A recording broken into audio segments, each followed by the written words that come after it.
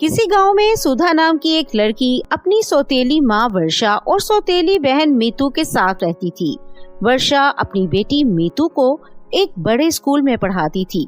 दूसरी तरफ वर्षा की नजर में सुधा की अहमियत एक नौकरानी से ज्यादा नहीं थी। सुधा रोज बकरियां चराने पास के जंगल में जाया करती थी। इसी तरह एक दिन सुधा जंगल में बकरियां चरा रही थी कि तभी अचानक वहां एक भूत आ जाता है और सुधा की एक बकरी को उठा लेता है और हवा में उड़ता हुआ वहां से दूर चला जाता है। शाम को जब सुधा घर पहुंचती है तो एक बकरी कम देखकर वर्षा का चेहरा गुस्से से लाल हो जाता है।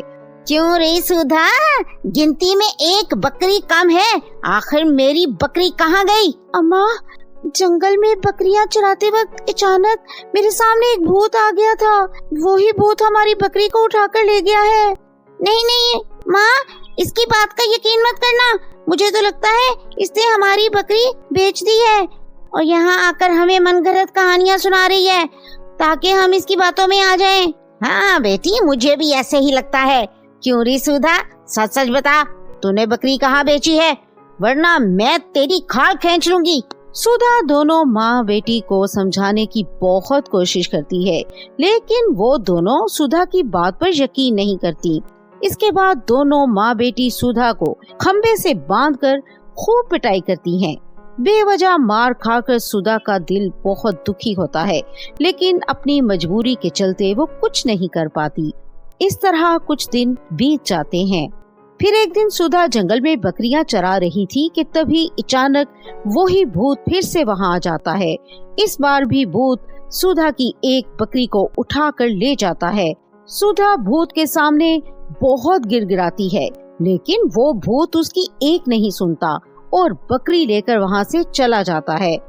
हे भगवान, मेरे साथ क्या हो रहा है? आज तो मेरी चंडाल माँ और उसकी बेटी सच में मेरी जान ले लेंगी। अब मैं क्या करूं?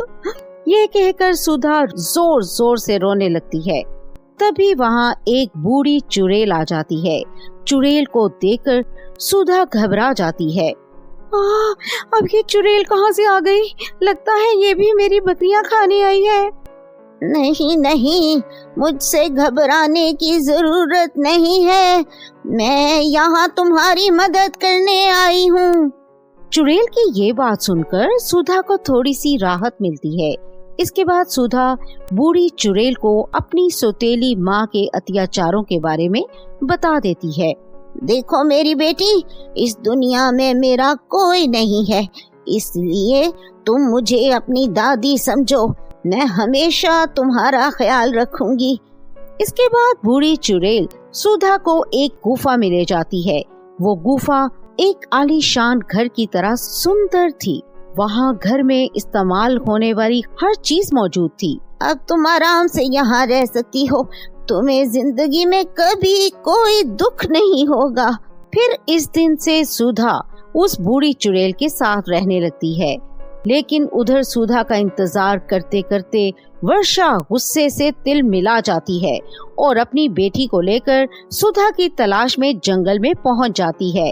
काफी देर भटकने के बाद दोनों माँ बेटी चुड़ैल की गुफा के पास पहुंच जाती हैं। वहां सुधा को बूढ़ी चुड़ैल के साथ देखकर दोनों माँ बेटी की आंखें फटी की फटी रह जाती हैं। सुधा ने बहुत ही सुंदर कपड़े पहन रखे थे, साथ ही उसके गले में कीमती गहने भी थे। देखो माँ, सुधा ने कितने सुंदर कपड़े और गहने पहन रखे हैं। लगता है इस बूढ़ी चुड़ैल ने इसकी मदद की है। हाँ बेटी, तू ठीक कहती है, शायद इस बूढ़ी चुड़ैल के पास बहुत बड़ा खजाना है। मैं तो कहती हूँ हमें किसी तरह तांत्रिक की मदद देकर इस बूढ़ी चुड़ैल को जान से मार देना चाहिए। इसके बाद इसका सारा खजाना हमारा हो जाएगा। खजाना मिलने के बाद सुधा हमारे किसी काम की नहीं है, इसलिए माँ हम चुड़ैल के साथ साथ सुधा को भी जान से मार देंगे। अगले दिन दोनों माँ बेटी एक बड़े तांत्रिक को लेकर उसकी गुफा में पहुँच जाती हैं।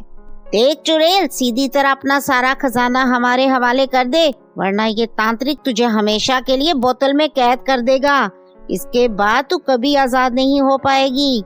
तुम जैसी लालची इंसानों से नहीं डरती। ठहर जा, अभी तुम तीनों को सबक सिखाती हूँ। इतना कहकर बूढ़ी चुड़ैल अपनी शक्ति से इन तीनों पर हमला करने के लिए आगे बढ़ती है, लेकिन तभी वो तांत्रिक चुड़ैल के साथ साथ सुधा को भी एक पिंजरे में कैद कर देता है। ये तांत्रिक बहुत सा जानता है, अब तू इसकी कैद से आजाद नहीं हो सकती। चल सीधी तरह हमें खजाना दे दे, वरना ये तुम दोनों को जलाकर मार देगा। बूढ़ी चुड़ैल पिंजरे को तोड़ने की बहुत कोशिश करती है, लेकिन उसे कामयाबी नहीं मिलती। तुम चिंता मत करो सुधा, मेरे होते हुए तुम्हें कुछ नहीं होगा। इतना कहकर बूढ़ी चुड़ैल नुकीले नाखूनों से अपना सीना चीर देती है और अपने सीने के अंदर मौजूद हीरा निकालकर उसकी शक्ति से पिंजरे को तोड़ देती है। इसके बाद चुड़ैल वहाँ एक बहुत बड़ी कड़ाही प्रकट करके तांत्रिक के साथ साथ दोनों माँ बेटी को इस कड़ाही में डाल देती है। फिर अगले ही पल कड़ाही में आग लग जाती है और वो तीनों तड़पने लगते हैं। ए तांत्रिक के बच्चे, जल्दी से कुछ करो, वरना हम तीनों जलकर मर जाएंगे। अरे मेरी जादुई छड़ी जल गई है, इसलिए मैं कुछ नहीं कर सकता। ओह! इसके बाद थोड़ी देर में वो तीनों जलकर मर जाते हैं और तीनों का अंत हो जाता है। दूसरी तरफ बूढ़ी चुड़ैल जमीन पर गिर जाती है।